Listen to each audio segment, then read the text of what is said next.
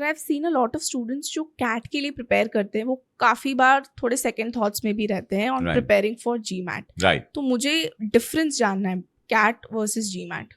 सो मैं technical difference में नहीं जाऊंगा, आर्स एंड सेक्शनल वेटेज वो तो ठीक है. सो ब्रॉडली स्पीकिंग दोनों में मैथ्स आती है, ब्रॉडली स्पीकिंग दोनों में इंग्लिश आती है, और अब ब्रॉडली स्पीकिंग दोनों में रीजनिंग आती है. ठीक है, बट उन दोनों के नेचर में क्या डिफरेंस है? सो मैथ्स ले लेते हैं. Maths of CAT is way more analytical and conceptual. So a lot of original thinking may be required right at that moment when you are solving CAT paper, right? Which may not be the case with GMAT. So GMAT may ask questions which are pattern based, and if you have practiced enough, you would probably be able to crack that. Second comes to English. Again, in English, CAT may surprise you with passages from variety of backgrounds, and your if you have trained yourself in solving certain question in a certain way, that may not work on the ground. Your overall learning of English over last couple of years would be more helpful.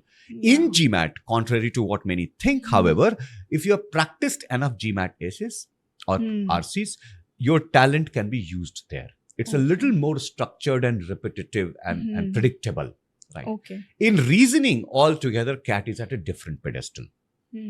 Yes, it's so in that also CAT is way tougher.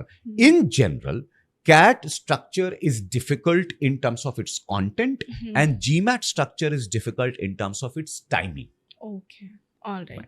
So these are two different worlds, but can a CAT preparing students do well in GMAT? Yes. After 1 month of acclimatization, adjusting, yes. So dono ka preparation we can balance it together also. Yes, pretty much. Okay.